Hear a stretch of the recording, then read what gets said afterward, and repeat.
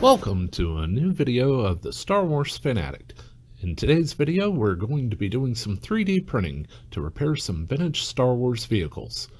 When you find vintage vehicles on eBay, they usually are missing a part or two.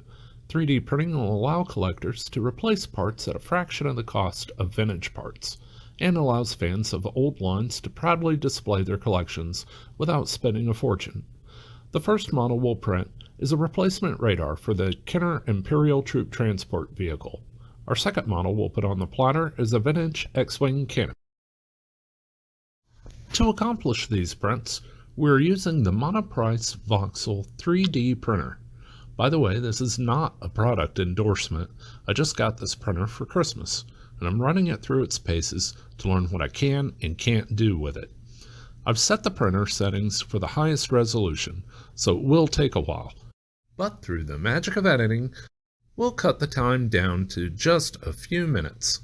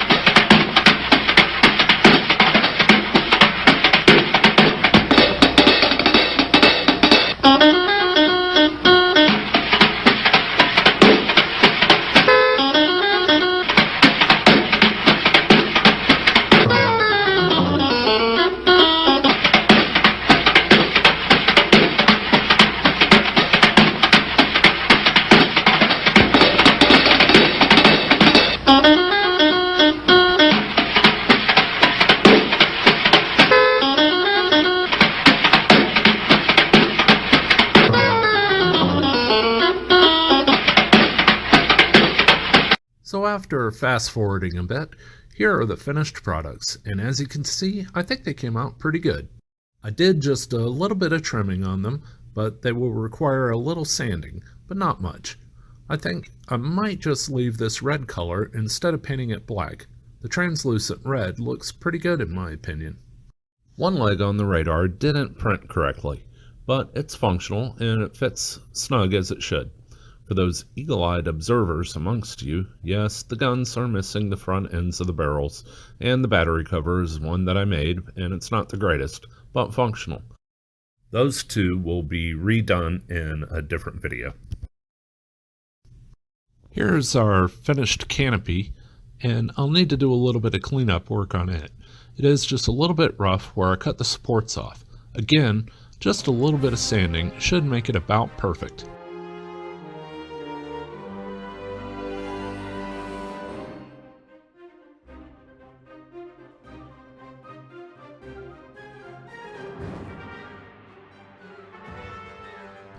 Just for a quick comparison, here's another canopy I made from polystyrene, which doesn't look too bad.